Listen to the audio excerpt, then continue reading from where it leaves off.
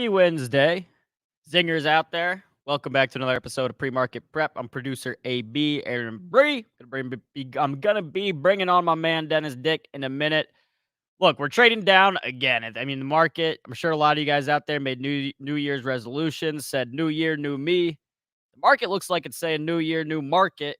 Everything, not everything, but a lot of things trading lower again today. Tech getting wrecked again this morning. We're going to talk about that. We're going to talk about this rotation. We're going to talk about Bitcoin. And we have my man Ryan Detrick coming on at 8:35 a.m. Eastern. Ryan's a great follow on Twitter, coming from the Carson group, CMT. He's always sharing really good charts and data. And I love following Ryan for a while because when everyone in the world was bearish, Ryan was one guy saying, "Hey, look, like history says the market's actually going to go up this year," talking about last year. And he was right when a lot of people are wrong. So I'm excited to talk to Ryan at 8:35. Good morning to everyone in the chat. Richard. All right, guys, let's go ahead and get it started. When I come back, we'll bring on Dennis and rip through some charts.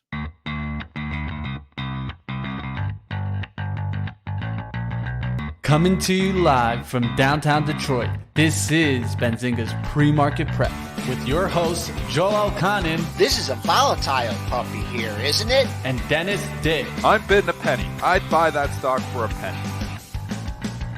With everything you need to start your trading day.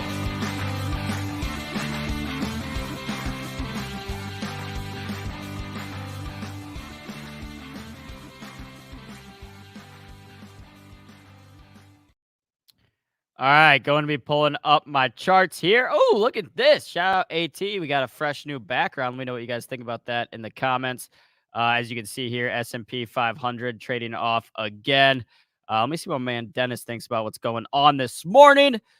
Yesterday, I was kind of hoping, Dennis, what are you seeing this morning? I was hoping yesterday was maybe just going to be like a one-day sell-off and we'd bounce right back, but it looks like the market's saying, nah, not so fast. We're going to make this at least a 2-day move. Yeah, I think what we often talk about on this show is the 2-day move, and this set up very well for a 2-day move. What that is when you get a violent move in a direction that has been counter trend, it often continues at least for the next morning. Why is that? Well, there's a lot of people who have day jobs. They're not watching the market, continuously all day. So they come in, get home from their job at 5 o'clock, and they're like, what happened to the market? What happened to my stocks? And then they're going the next morning and they're placing all their orders or that night and saying, look, I'm getting out of this because I don't want all my gains to go away. So what you have is that Johnny come lately follow through seller that often comes the next morning. So the 2-day move is often predictable when the move goes counter trend, which is exactly what we had happen.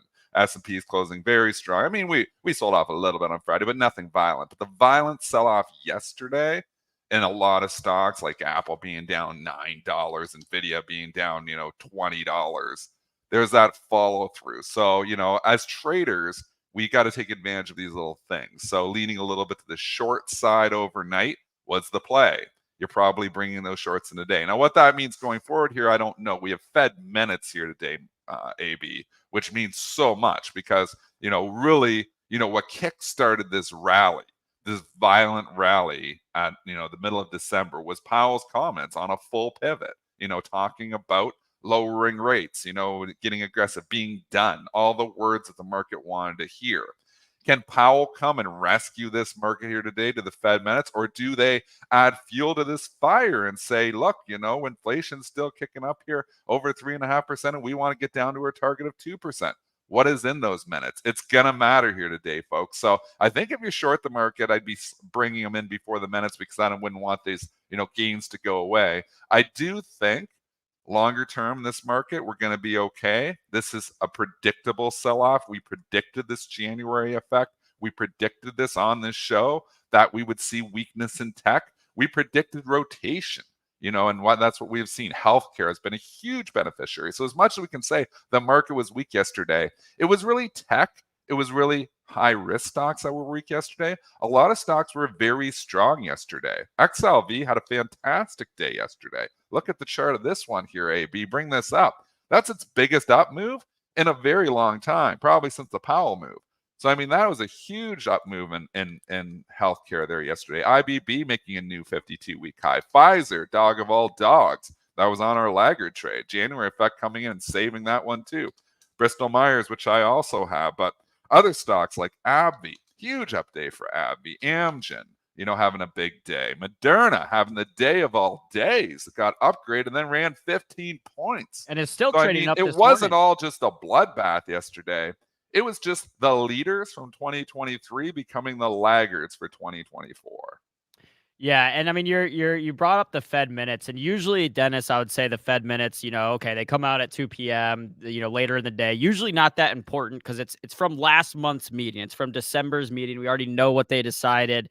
But like you said, the expectation now has been for rate cuts. So now that the bar is set like up here for Fed policy going forward, and that's what everyone, like you said, got a lot of the bullish activity going.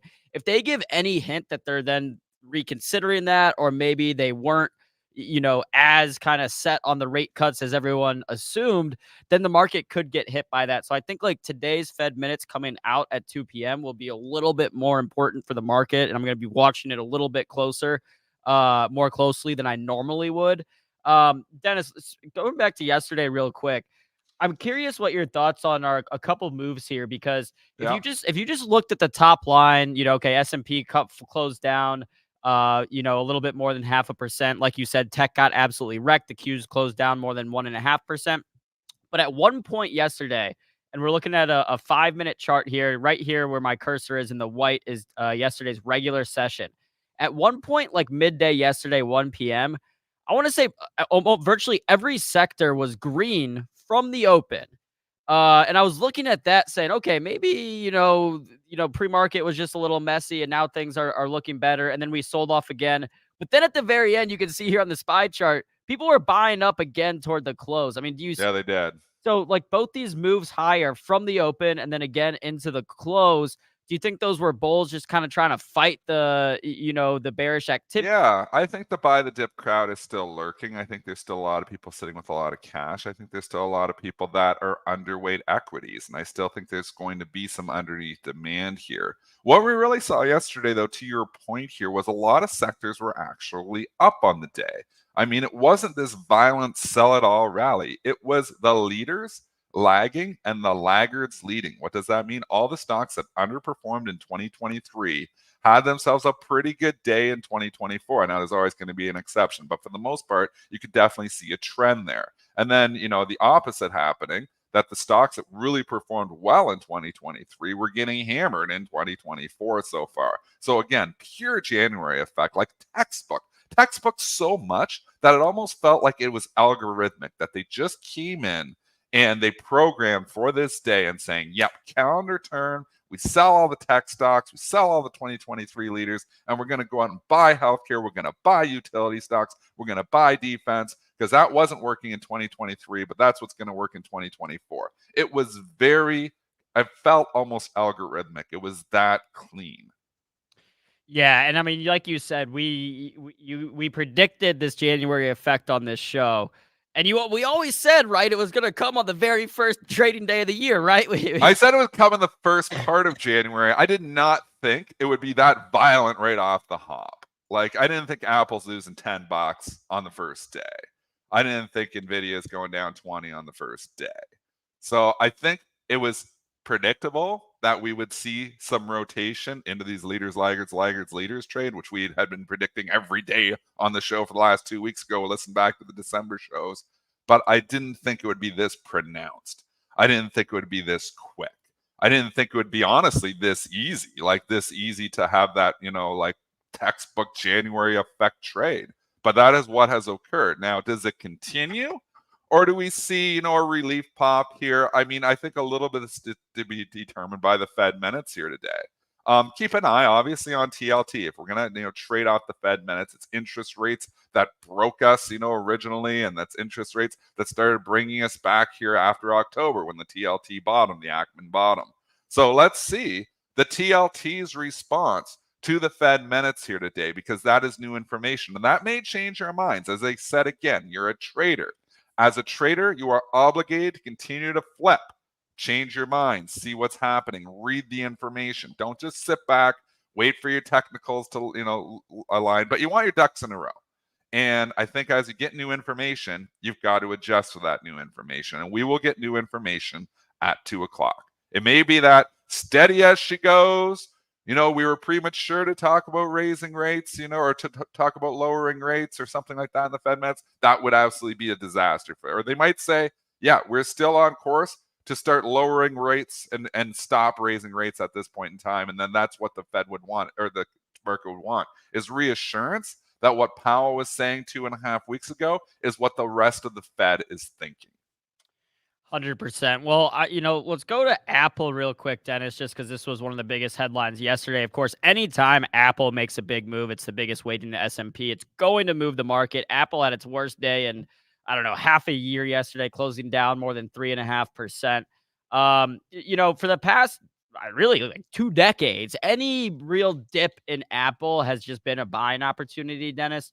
How do we, how am I gonna know? Is this a buying opportunity? Apple's down now, a few percentage points off its high, or I want to stay away from this.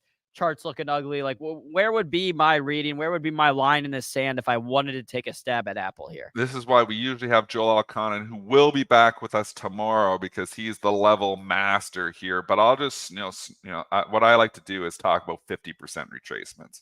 So what I would say is take this low move from the bottom of October when we got down to $165, and then look up to where Joel almost won his bet. He had the 200 against me, but it only got to 199.62.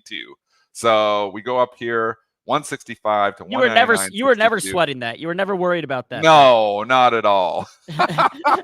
I would have actually got out if he would have let me out, but he wasn't going to let me out. So we got what? Roughly a 35-point move. Let's knock that in half. So if you take 17 points off of that move, that'd bring you down in this like 182, 183 area. So I think the 50% retracement is in play here for today. Do we bounce at that 50% retracement, say 180 to 182? I think we can. So I think you're looking not long-term here, Apple. I still think the valuation's too high. But, and again, I always say, what I've been saying for the last year is trade Apple, don't own it. Taking the exact opposite of Jim Cramer. Because I think the valuations is simply too high. And you know what was interesting yesterday? As much as Jim Cramer preaches, and I mean preaches, he preaches, don't trade Apple, just own it. Don't trade Apple, just own it, which is just, if you're a trader, it's just dumb advice. But as much as he preaches that, do you know what he did yesterday, AB? I don't know. They traded Apple. I don't know. He sold some Apple. Yeah, so as much as he preaches, just own Apple, don't trade it, he sold some Apple in the hole yesterday. He trimmed all 7. He just sold. He didn't sell it all, but he said he trimmed all of his Magnificent 7 holdings yesterday. So I mean, it'd be good if Jim Cramer listened to Pre-Market Prep. He would have been selling 2 days ago because he's a charitable trust and he doesn't have to worry about taxes. So if he would have listened to us, we predicted that we would sell off in early January, but I guess he doesn't listen to us. So we think his producer does, but he doesn't apparently. So that would have helped him out. But back to the point is, it's spooking some people. I mean, like Jim Cramer even is spooked a little bit by this sell-off here, which we shouldn't be spooked by this sell-off. This was one of the most predictable sell-offs that we have seen in a very long time. It was very, very predictable that we would have weakness. So what I'm saying is I'm not panicking in the streets and saying, what's happened? 2024 is a disaster. My Apple's down $8.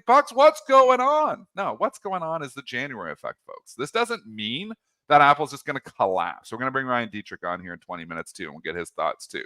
But what it does mean is that there's a lot of people sitting on a lot of profits, and Apple is not cheap anymore. So I think you have your pricing point. Maybe if you're a trader, you're looking at 180 to 182. Does it eventually get down to 165 to 170? Maybe, but there's still a lot of people who like Apple, and it's not going to be a straight line down. So I'm not investing in Apple anymore. I had it in my long-term portfolio for 7 years. I sold it because the valuation just got too extreme. I'm a valuation type of guy. I think there's better value out there than Apple. So on that note, you're a valuation type of guy. You've owned Apple in the past. The valuation was something that you was good enough for you to own, and then it got higher, and you said, okay, I don't want to own this anymore. I'm going to throw this out there. I don't think this is likely. I don't know what the percentage I would put at it, but I'm curious your thoughts, Dennis. What if Buffett started selling some Apple up here? Oh, and again, if Buffett decided to start selling Apple, the market would epically. If we saw, and the cool thing is, when you own over 10%, He's got a file, and those filings will show up within 48 hours. I Oh, believe it's okay. 48 hours. I'm Okay. not. Money Mitch was really good at this stuff too, but I think Wait, it's wait, within. wait, And wait, wait, wait. Friendster was always good at this too. I'm Buffett pretty sure owns it's within 48 hours. because it's more than 10% of his portfolio, or Yes. more than 10%. Okay, because there's no So way he if owns you're more. under 10% of his, not his portfolio, under 10% of whole of. Actually, that's a good question. So you're exactly right. No, I'm wrong here because it's 10% of the holdings of the company, not 10% of the holdings of his portfolio. So I don't think he does own 10% of the company. So you're right, AB, correct. We would not see that filing within 2 days. So you are correct because in Oxy's case, because he owns over 10%, he has to Right. file.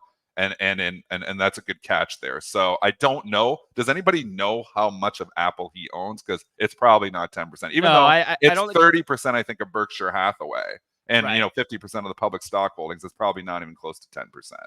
So that was a good catch, actually.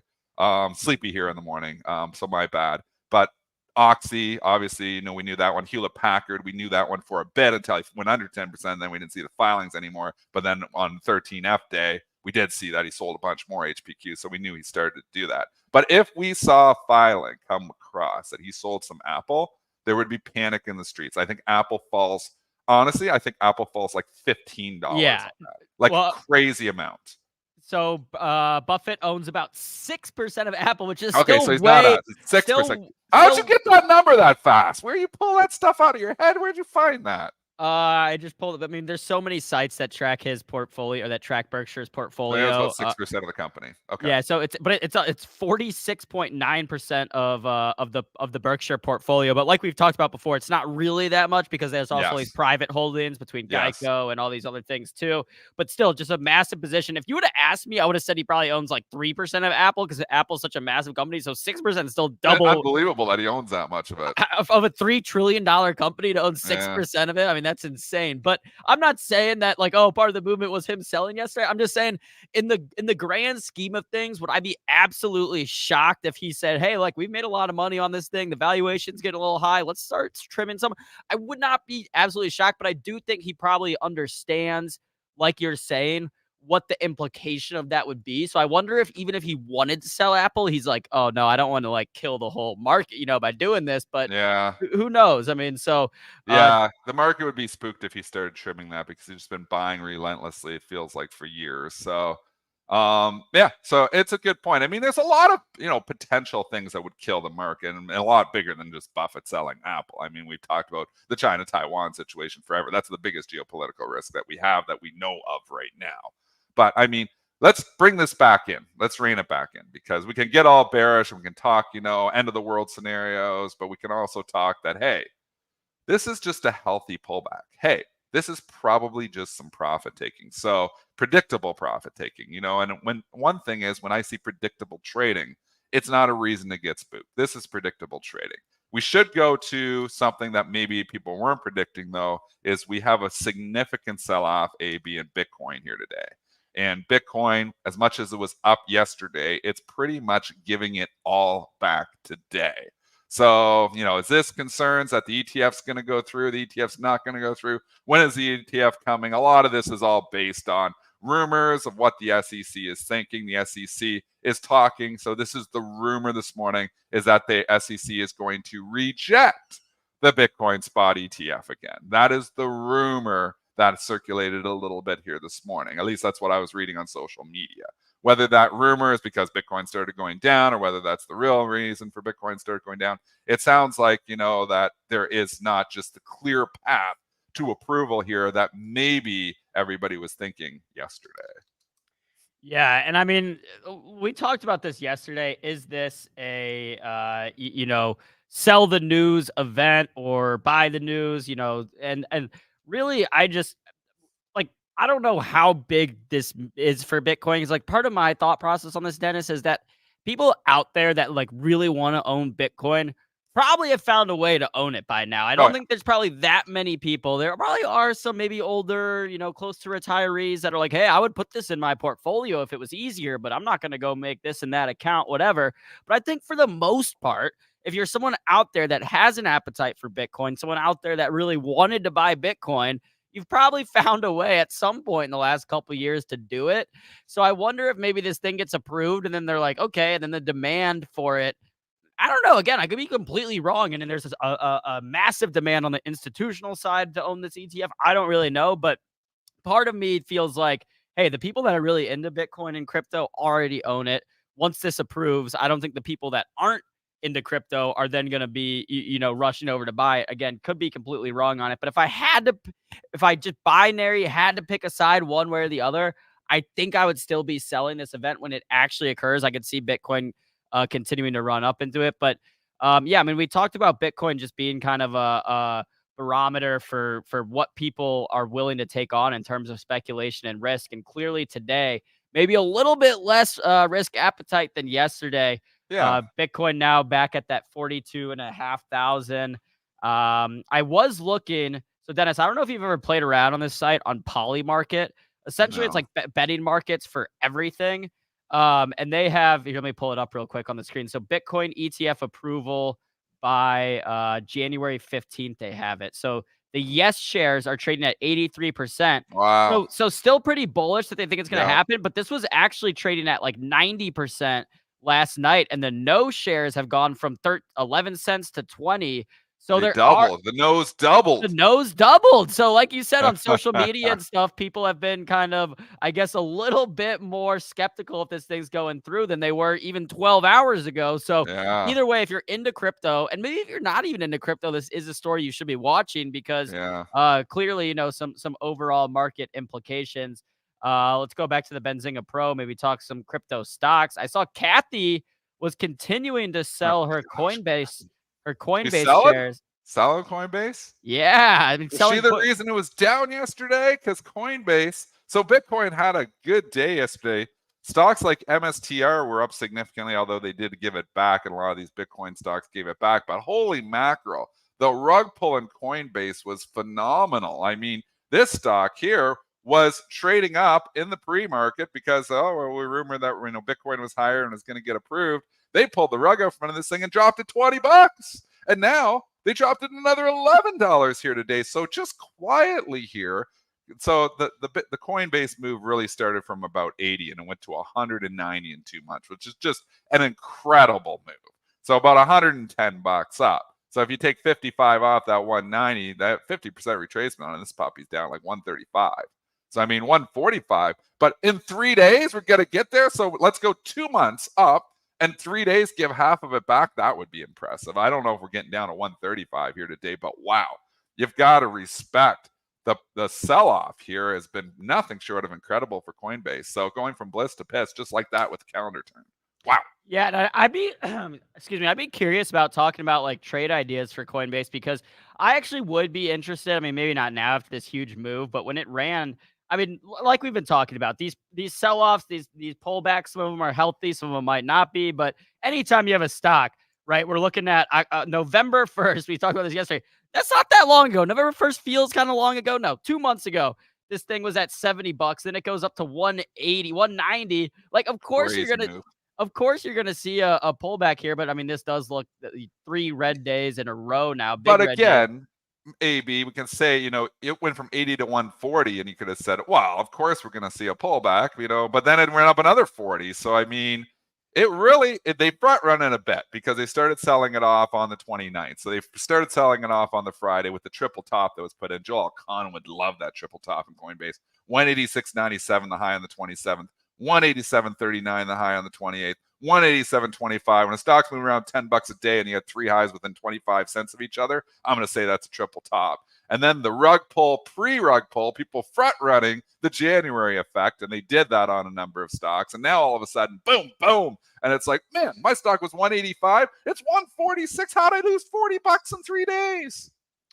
Yeah, I mean, it's these moves are just like you said. I mean, if you didn't if I didn't know it got all the way up here, and you had just told me it went from 70 to 140, I'd still say, oh, that's an 100% move in 2 months. It's got to pull back from there, but it already did pull back, and that's where it ended up right now. So we'll see where it goes. I see some people in the chat. I might be Kathy might have sold that late last week, but Michael Saylor did sell shares of MicroStrategy, or at least that came out yesterday. And I think I read that in the same article talking about Kathy selling coin shares and Saylor selling MicroStrategy shares. So I mean, look, that if you're like big in these stocks, that could be concerning. But at the same time, you guys got to realize, hey, if they own millions and millions of dollars of these shares and they're up, 150% in a couple months, chances are there's going to be some profit taking there. So I wouldn't necessarily be, sounding the alarm bells, DEFCON 5 yet. But again, probably not what you want to see if you're long these stocks, is a bunch of these insider selling. Now, again, Sailor, they're telling us, and I heard this too, is that he was selling this to buy more Bitcoin. So, whether and one thing to consider on MicroStrategy is it's got the company, but I believe it's like, look at a market cap of like 11 billion. I believe they own like 8 billion worth of Bitcoin. So, I mean, they are basically, a Bitcoin holding company at this point in time. The majority of this market cap is just trading directly off of the Bitcoin price. So, it's like a little Bitcoin ETF here, closed-end ETF. The MicroStrategy story is just so fascinating to me because this was a stock that, was in the .com boom. You see, this is, I'm on the monthly candles here back in 99. And where did it get to in 99? Well, I don't know. It's probably split adjusted. Let's see, a high of Oh, $3,300. Oh, And then look so at we this ain't getting back there anytime soon. chart. So it's, so it spiked like this high, was one of the biggest crashes in the .com bubble crash. And Sailor, I think, was still, started the company back then, was running it at the time. I don't even know what they did back then because they certainly weren't trading Bitcoin back then, Dennis. Maybe they were predicting it. Yeah. And so, maybe Michael Saylor is what is it? Sayoshi? Satoshi? Satoshi guy. Maybe Saylor is Satoshi. But let's start bad rumors here today.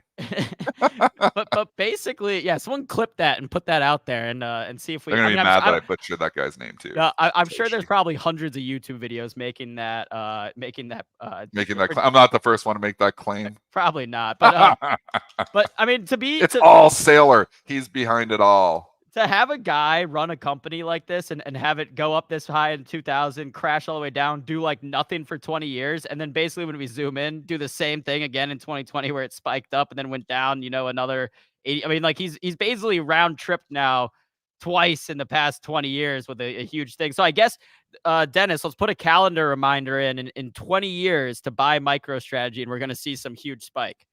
And when it pulls back, there you go. Yeah. I'm not a crypto trader, though. This is definitely out of my wheelhouse. I even got the Satoshi name wrong because I call him Sayoshi. I play too much Mario Brothers. I guess with the Yoshi. Let's move it back into stocks here because there is a lot of ratings here today. We're going to get Ryan Detrick coming on here. He just tweeted at us 6 minutes from now here, but lots of ratings here. I mean, this is one of the busiest ratings day of the year historically, because what you have is analysts coming back from their vacations, the Joel Alconnins of the world getting back from their vacations tomorrow, and they get out there and they want to put their price targets on stocks, and they want to put their ratings on stocks, and they want to stamp their name into 2024 by making a big call on the first or second day. We got a lot of calls out here, and I mean a lot of people making some big calls here this morning.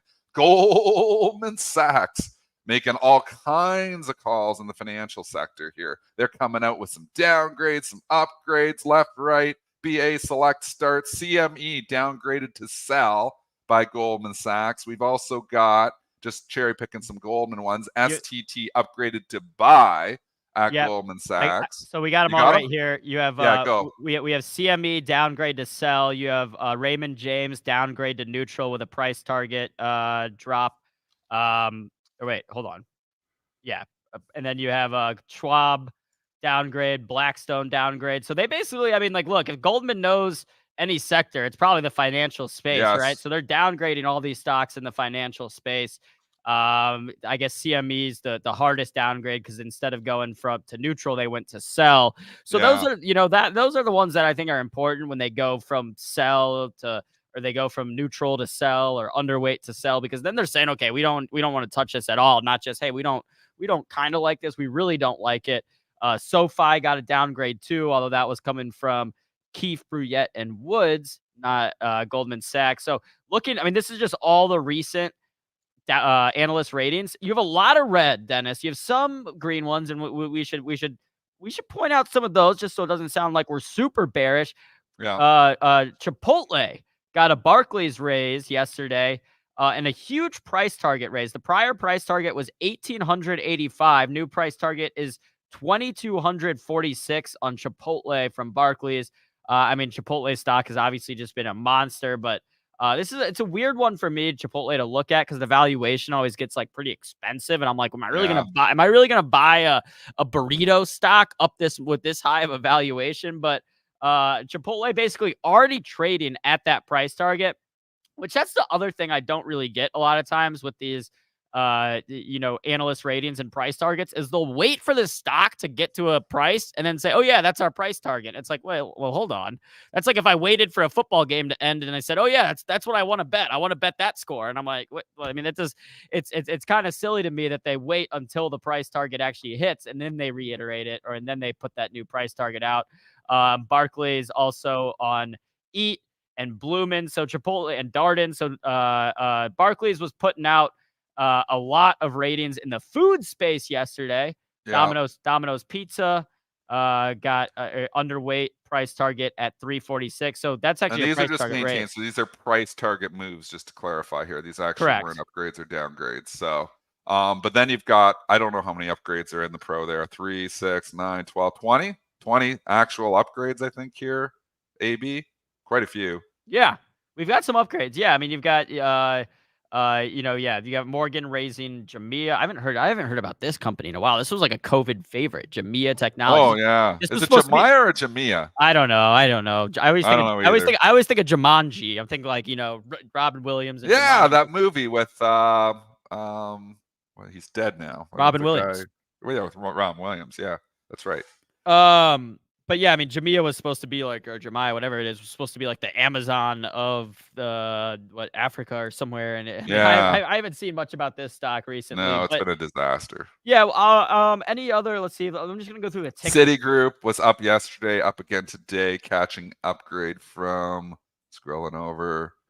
Well, if we're talking upgrades, we should talk about the biggest one yesterday, or at least the biggest market reaction to an upgrade, and that was Moderna. I mean, Moderna Oh just my gosh, that was had yesterday. Yeah, had an wow. absolutely massive day yesterday. And we talked about laggards. I mean, if you look at Moderna's chart in 2020, or sorry, 2020, what year is it? In 2023, Moderna's chart looks the opposite of the S&P 500. I mean, here it just was going straight down and got all the way to below $80, was trading at like $70, and you can clearly see that right when the rally started in November, people were scooping up Moderna, and it has now gone from $70 to now $113. The move yesterday, it closed up more than 13%. This was off an upgrade from Oppenheimer, citing, I guess they're saying Moderna is going to start making a lot of money again on the COVID-19 vaccines.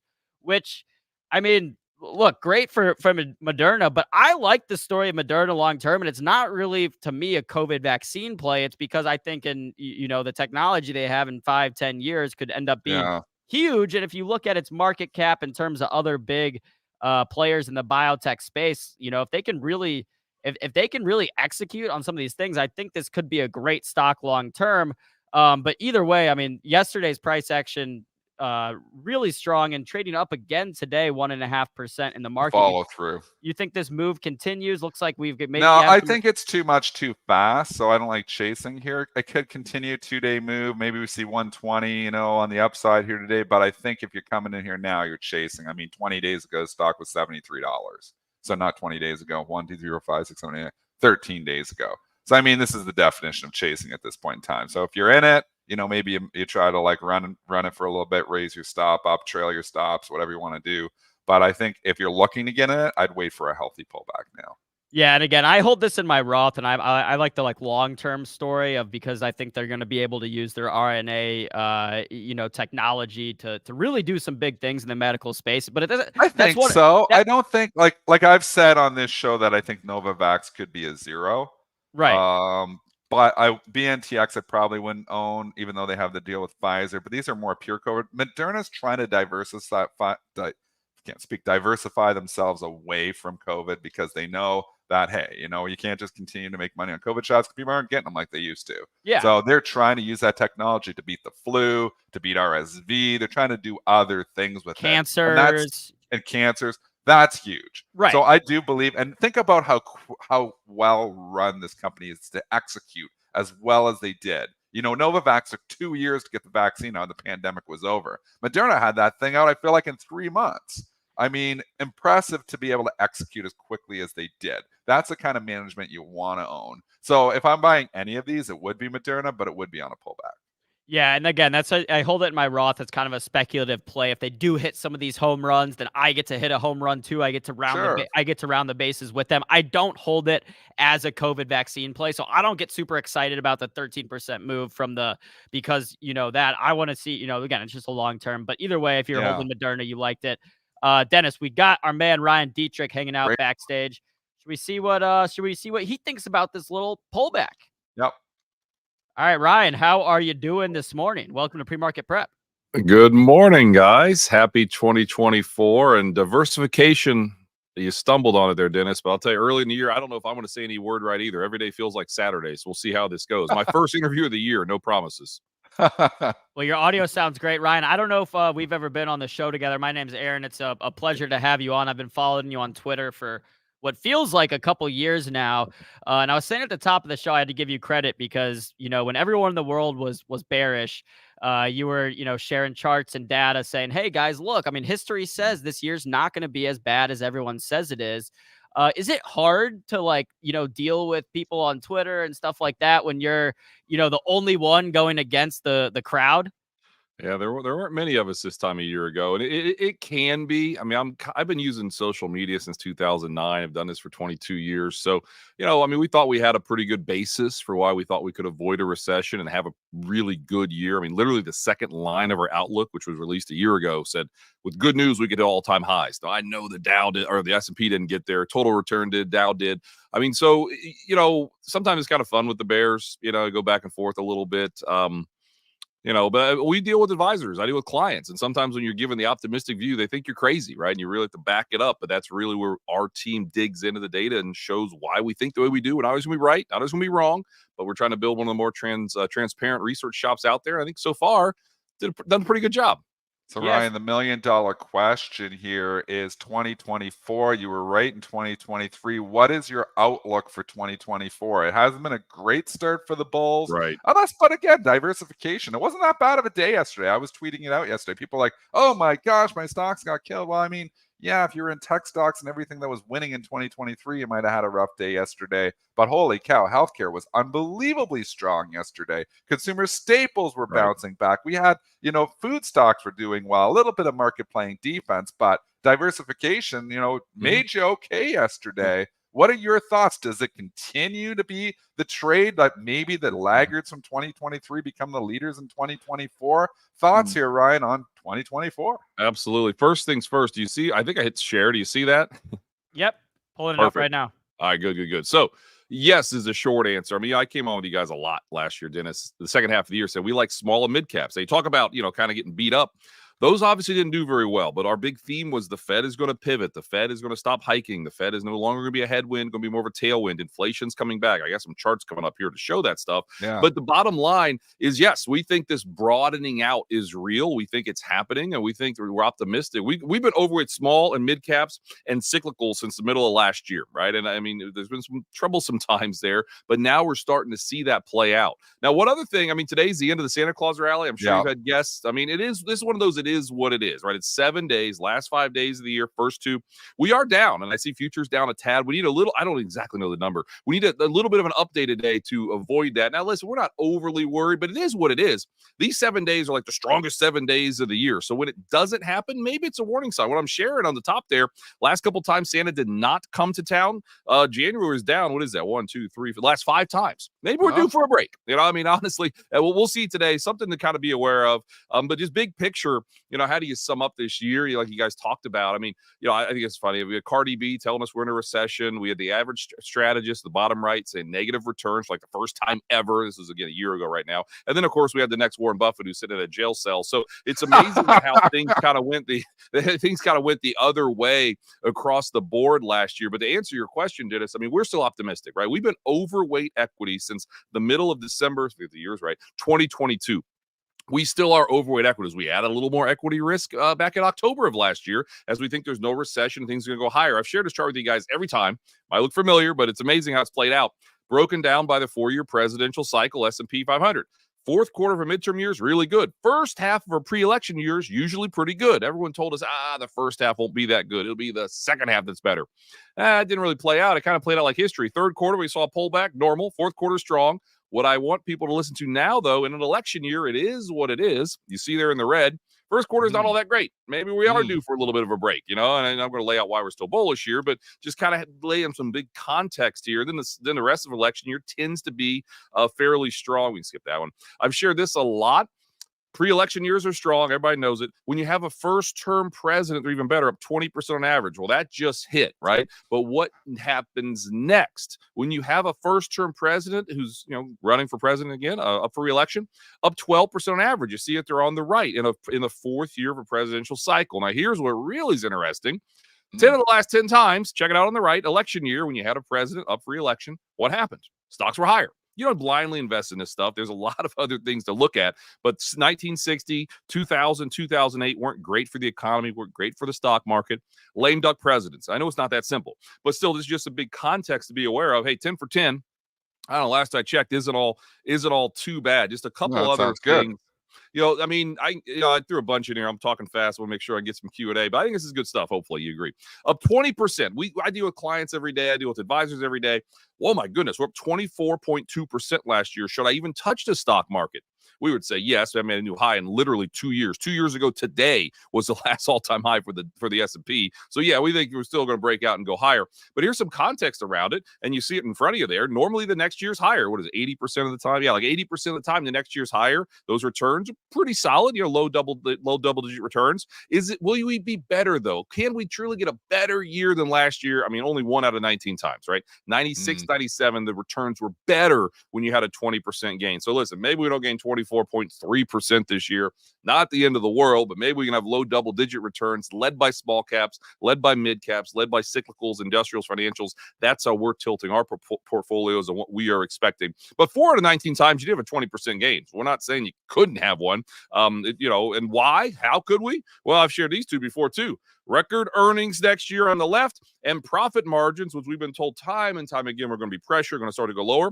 Profit margins have hung in there, and they're kind of tilting, moving higher. So those are two kind of, again, tailwinds to us that you tend to see in an economy that's growing, and you tend to see in a bull market. I've only got a couple more, I think. Mentioned 2 years at an all-time high. Well, we're going to hit one eventually. I'm going to say, maybe not today, but we're going to get one soon in the S&P. When you go a year with that all-time high, guys, I found 14 times. You see it there, little green dots. 1 year later, after you finally make a new high, after a year without making one, what happens next? Higher 13 out of 14, and the average return is what? About 15% a year later. So just some more context. The fact we haven't had a new high in a while, maybe we should think that can be a good thing. I've already talked about inflation. I'll just wrap it up with this. Small caps and mid caps, right? Historically, they are cheap. The market, I know the market, market's expensive. Well, you take out tech, you take out communications, it's really not that expensive. But when you look at small relative to large, and what I'm sharing here, now, honestly, maybe that number is a little higher with some of the rally you've seen in small caps, but small caps are really, really cheap. Mid caps are really, really cheap. So someone's out there saying, I want to buy something that's cheap. We think that's an area that's pretty cheap that still makes sense. And here's, I think, my last one. When you have a big surge, we just had a huge surge in 2 months on small caps. Russell 2, I'm looking at Russell 2 here. Up, what is it? Where's the number? 21.9%. Okay, in the last 2 months. November, December last year. One of the only 3 bigger, but look at those 3 years. December 20, April 2009, November of 82. Think back to those times. We're at the worst times to think, hey, the future could be pretty bright, and small caps did well, but these are the best 10 2-month periods ever for small caps. Again, it is what it is. 100% of the time higher 6 months later, and 90% of the time higher a year later, 27% on average. This is small caps. I mean, so again, we like small caps. This doesn't hurt. The last one, just for everyone out there, just remember average isn't so average. I love this chart. When I talk to clients, I point this out. Since 1950, the average return's like 9%. Okay, so let's just say between 8 and 10% for the S&P for the year. How often does that happen? Only 4 times since 1950 have we had a gain between 8 and 10%. This is a really crazy one. 21 times we've had a 20% gain in the S&P. 21 times stocks have been down. So you're almost as likely to have a 20% gain of stocks being lower, and the average is not very often. You usually don't hit the average. So just some contextual things for the listeners and everybody out there to kind of know. So I will shut up for a second, hit stop share there. I don't know. Hopefully that was good for you. What'd you think? One, where do you get all this information? Like, you must just be And like energy. research. And the energy one, and I can understand the energy because I'm often energetic too, but I have no idea where you get all this information from. I mean, this is just an incredible amount of information. Like the power 10 minutes you just gave us here, Ryan, is incredible. Where do you get all this stuff? Usually I just make it up. No one ever checks it. So it's easier to do it that way. I've been doing this for a long time. I mean, what I learned when I started using social media in 2009 or 2008, whenever that was, a long time ago, people like these numbers and these stats to back it up. So a lot of this stuff is kind of like, every 4 years you dust this off. Every so often you dust this off. So I have a pretty big database of stuff I've created.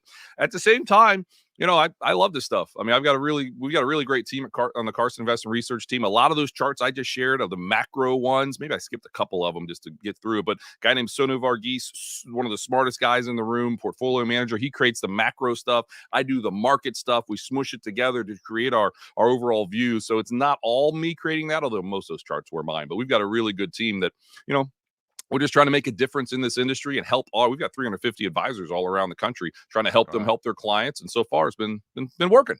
Nice job, Ryan. Nice job. So I just want to go back to a couple of slides. One thing I'm noticing is that you seem to be leaning towards, the small caps. And I like the stats that you gave because we just had a 21% rally in the IWM. People like, well, this is as much as you get. I mean, you got to take profits. Even myself, like 21% in 2 months. I'm like, holy cow, this seems too good to be true. I'm very long IWM. So I was very happy to see that. But, like your stats showing that, hey, 6 months later, we're up more. 12 months later, we're up more. So that makes me want to actually maybe chase here a little bit. Yeah, or maybe chase, or maybe, or just be aware that if we had a little consolidation in the first quarter, which wouldn't be abnormal, just to not panic. I mean, literally last October, when we had that 10% correction, everybody was bearish. And I know I came on with you guys saying, look, this, and this. The average year bottoms on October 27th. We bottomed on October 27th last year. It doesn't always work like that. But just have this content. Because it's the first interview of the year, and I'm still kind of on a holiday. Eisenhower said, plans are useless, but planning is everything. I like to use that one. Have a plan. We're going to pull back. Just be aware of the stuff I've talked about. All the breadth thrusts, and I know other guests have talked about this. This wide breadth, all the breadth thrusts we've seen. 50% of stocks above 50-day. All the stocks that are overbought. All this stuff is it's all over my Twitter. You can find it. All this stuff is saying, if we get some weakness in the first quarter, you might want to be a buyer because the second half of this year is probably going to be good. Probably going to be higher is how we see it. So you hear that a lot, Ryan, where it's like the, conventional, I think for a lot of people that just get into trading, they hear buy low, sell high, all this stuff, you don't, but I've seen a lot of stats that show that if you buy, say the S&P 500 at all-time highs, that typically returns are actually pretty good from there. Why is that? And how does that work out? And why is that so surprising to a lot of people? That's a good point. I mean, new highs happen in clusters, right? Bull markets happen in clusters, I think, is one way to put it. When the Dow brand a new high, I did a lot of these numbers. And yes, the average return, I forget, it's like 13 or 1,400 new all-time highs in the Dow since 1896. And you look a year later, returns are above average because, again, they tend to happen in clusters. What I think so powerful, though, is the fact we haven't made a new high on the S&P for exactly, today's the 3rd, right? Yeah, today's the 3rd. Yes, today's the 3rd. Exactly 2 years ago today. So when we eventually get there, that could be what's really powerful. And believe me, people say, well, if you bought 2 years ago, you're flat. Yes, that's technically true. But, hopefully people have been kind of adding and buying, and the other groups have been higher and lower, and it's never that simple. And I know it's just kind of, some people are just angry to be angry, but there's been a lot of opportunity, I think. And now we're making new highs, or going to likely make new highs. That could be the big signal again that this bull market's not done yet, is our take there. Got it. And what would it take for you to kind of, I'm not going to say get bearish, but say, hey, this is too much. We're going to start taking off the table and kind of slow down the buying? Yeah, absolutely. There's two things I like to watch. The credit markets, credit spreads. What are they saying? And in March we added equity risk, and in October we added equity risk because we didn't see major stress in the credit market. So that'd be one worrisome sign. The other that I like to look at is who's leading. What's going on? Are staples leading? Are utilities leading? We haven't seen that yet. Like relative strength, those are still making some new lows. I know real estate's come back. I think that's more of a cyclical play. So if the more defensive, low beta areas were to start to take the baton, and remember back in late 2000. 2021. We saw the defensive things leading the fourth quarter of 21. Now, a 100-year pandemic came, and it is what it is. But the market said maybe there could be some weakness in 2022, and then obviously, everything was 2020 and 2020. Apologies, is when we saw the defensive stuff. But nonetheless, what I'm trying to get at. When the defensive stuff leads, that's when I get a little more worried. We're just not seeing that yet. So that's kind of how when you say defensive, you're talking like value stocks, like energy stocks, and I would say no. We're talking more utilities and staples. Utilities, staples. Yeah, those two specifically. We're not seeing healthcare is seen as defensive too. I've always did the three sectors: utilities, healthcare, staples, and that's what we saw yesterday. We did see that yesterday, but one day does not make a trend here, Ryan. So, just because we sell off in tech and we have a great day in those three sectors doesn't mean that 2024 is going to continue that way. When does it make a trend? Like, when do you start to take notice? If you see healthcare strong all month, would that be something you'd, take a trend? Like, when do you start looking when a couple days, when does it eventually make a trend? Yeah, I like to see on monthly charts, right? On monthly charts, some relative strength. So, because again, I'm not a short-term trader. I was an option trader for a long time. Now I'm a little more, intermediate term, the way I look at the world, which I like, by the way. But I want to see some more action, because there will be plenty of warnings. Just like last year gave plenty of warnings. There will be an upside surprise. We'll see some breakdowns. And the advanced decline lines are another one. I love looking at advanced decline lines. There's a lot of them out there, but those will show potential cracks under the surface. And we're simply not seeing any major stress from advanced decline lines or credit markets, which again, maybe most years have I skipped it real fast, but the average year sees a 14.2% correction peak to trough. That doesn't mean it's going to happen this year. We saw 10% last year, still gained 24%. So just be aware there's going to be volatility. There's going to be a pullback eventually. And I do think we are stressing to our advisors and their clients is, don't panic, use it as an opportunity, and I know people are still going to panic when it happens, but still, we think it's going to be, eventually we'll have some red on the screen, some scary things on TV, some guy on TV telling you the end of the world's near. We don't believe it, and we think it'd be a chance to add. When you see that markets in turmoil segment on CNBC, that's when you got to go out and start buying. Very true. Can we go back to that one? That one stat just blows my mind that since 1950, so there's only been 4 years that the market goes up either 8 to 10%. And then that was versus, again, more than 20 moves of 20% more. Was that 20% moves to the upside or downside, or just to the upside? Yeah, I think hopefully you're seeing it now. Yeah, there's been 21 times the S&P's gained at least 20%. That was last year, made 21. And 21 times, you can see the negative, 21 times stocks have been down. So it's as likely to have a 20% gain as it is a negative year, which is just amazing. But it's one of those good things to remember. And then what do you say to people that are like, the past is the past, right? Yeah. That the past stats aren't indicative of what happens in the future. Yeah, no, I don't disagree. Here you go. I just moved the chart. I skipped this earlier. I follow the stats and the history, yes, but we also look at the macro view. One of the things that's amazing to us is how strong manufacturing has been. Look at on the left, manufacturing, construction spending soaring higher. Look at on the right, computer, electronic, electrical, construction spending. Yes, this is the CHIPS Act. Yes, this is all the EV things we've got going on.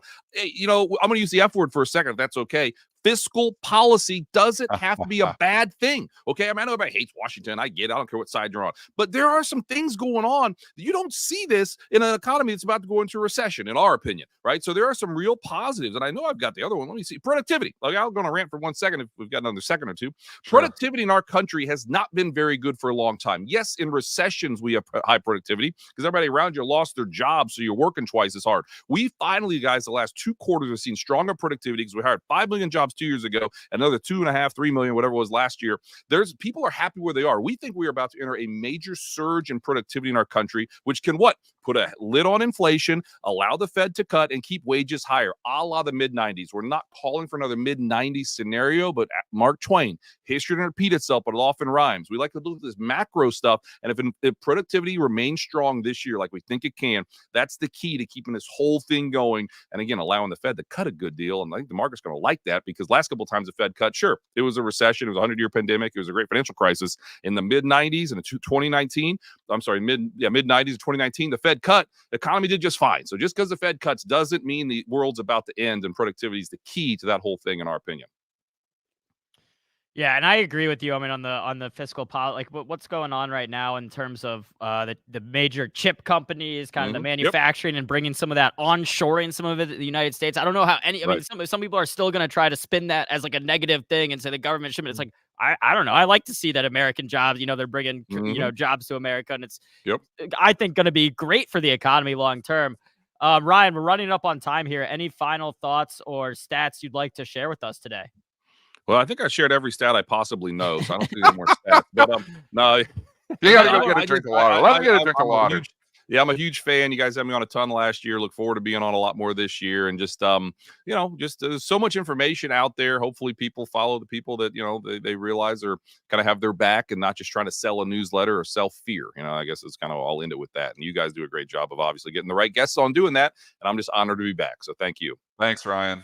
Yep, and if See you you guys guys. want Bye more bye. from Ryan, have a good one, Ryan.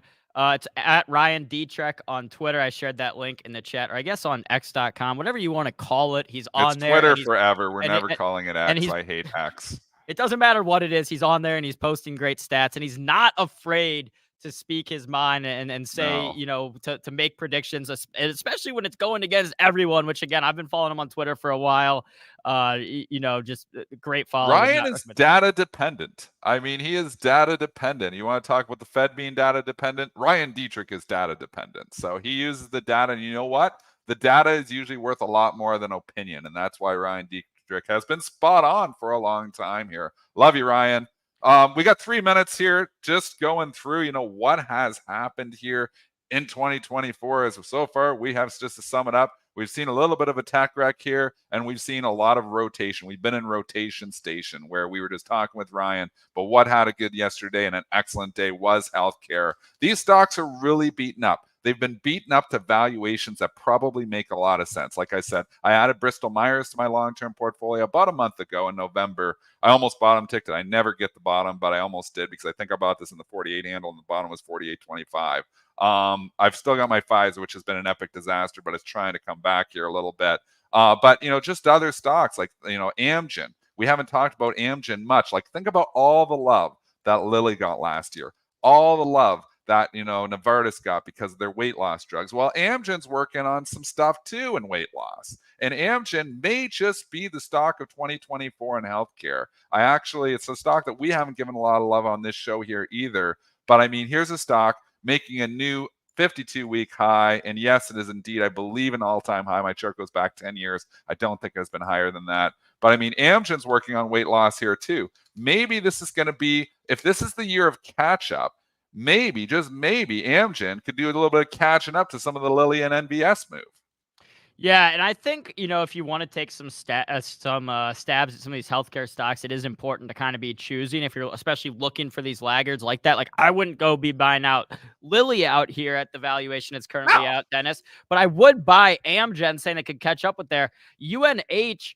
I mean, has done like absolutely nothing now for 2 years? I mean, it's been just trading kind of barcoding up and down and hasn't been doing much. I don't know if I really necessarily love this one just because if there's I think there's maybe some regulatory risk if you have anything change in how insurance is done, which that's a big bet against because it seems like that's pretty baked into that. I mean, you don't know what we deal with down here, Ryan or Dennis. I went to an urgent care the other day. I had to pay $150 to get seen. I had something like a cyst in my mouth, and they looked at it for 2 seconds. I kid you not, and said, "You got to go see a dentist."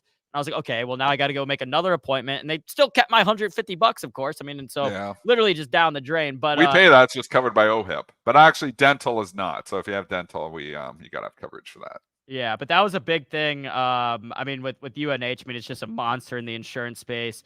You had that Cigna deal fall through with Humana the other few weeks ago. How's Humana doing? Trading is so like you said, Dennis. Look, Humana's lag. I mean, Humana's down from 570 down to 450 that throughout the last year and a half. So there are still laggards in the healthcare space. I would be choosing those. I'd be trying to buy those laggards in the space more so than the leaders, more so than Lilly, etc. And again, this is playing defense. So is this, one day trend going to be the year of healthcare, the year of consumer staples, the year of food stocks? I don't know if I believe that or not. So I think it's all about somewhat diversification. I mean, most portfolios are just chock full of Apple and Microsoft and all the Mag 7. They got hit yesterday. I've always taken a more diversified approach. I've always taken the valuation approach. That's why I owned Microsoft for a long time. I owned Apple for a long time. I owned Google for a long time. Reason I sold those was just simply I felt the valuations were too stretched. Now I still own some stuff with high valuations. Nvidia trading 27 times forward earnings is not that cheap. AMD is not that cheap. So there is some stocks out there, but I do believe they can grow into those valuations too. It's just the way I've always done it. And I miss out on the big bull years. My long-term portfolio probably underperforms, but on the big bear years, I believe my long-term portfolio outperforms. So it's like my portfolio is just less beta because it's got more value names in it. But last year was not a great year for my long-term portfolio. Great year for trading. I had a really good year for trading. I posted my results on Twitter. I think I was up 46% in my trading account last year, but my long-term account was up, but not near. I don't believe I was up 23%. I have to go look at the results. And I'm still not quite at all-time highs, which I hit 2 years ago as well. It's funny when you got a diversified portfolio long-term that you just kind of, make a trade once a month or whatever. It's amazing how much my portfolio still tracks the S&P just with a little lower beta.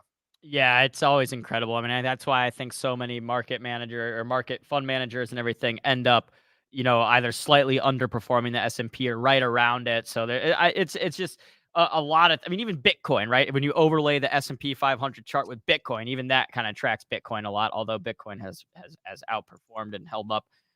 Let's check on Bitcoin one more time before we wrap up, and then Dennis, it is 9:01. Any other anything you want to leave us with today? I think just be aware that often on the second day, so if we're just going textbook, and that's pretty much so far this market has just played textbook in January, when you get a significant counter move, the second day you often see a relief pop here. So what that means is you're seeing this morning, they're throwing out, a lot of these tech stocks again. I mean, let's look at Square, for instance.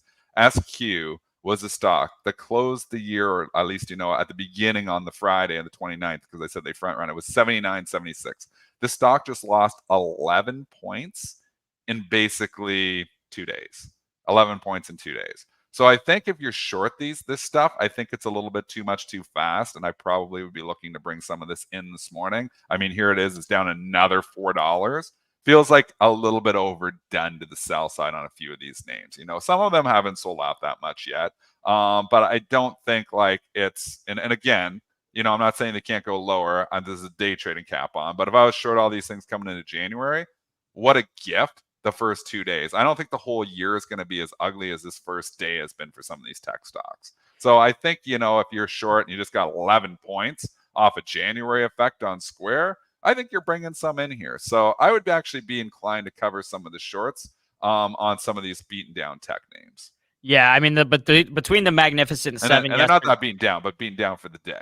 Right. On the Magnificent Seven yesterday, they collectively lost more than $250 billion in market cap. I mean, just from you can't do that every day, right? Once that happens a couple times, it's starting to, that's a lot of money flowing out. So, probably at some point going to see some of that money flowing back in. So, Dennis, I don't think it's going to be straight down, is what I'm trying to say. I don't think this January is going to be like boom, boom, boom, boom, and then 5 days we've just given back 2 months of gains. I don't think that's happening. I'm interested in what the Fed minutes say here today. I don't know if that's going to be the turn here as well, but I don't think we can just come in here and be eternally bearish and say, 2024 is an epic disaster. Just get me out of stocks. I think this is the January effect at work. I don't think you could possibly be bearish after all those stats that Ryan shared with us. Exactly. So that gives us perspective, give us, some calm in these stormy seas, and the seas aren't even that stormy yet, but rotation is something, though, to think about. Like, you get a pullback in some of these names, like we just threw you Amgen. On my shopping list, so people always want to know my shopping list, and we got to go to live trading here.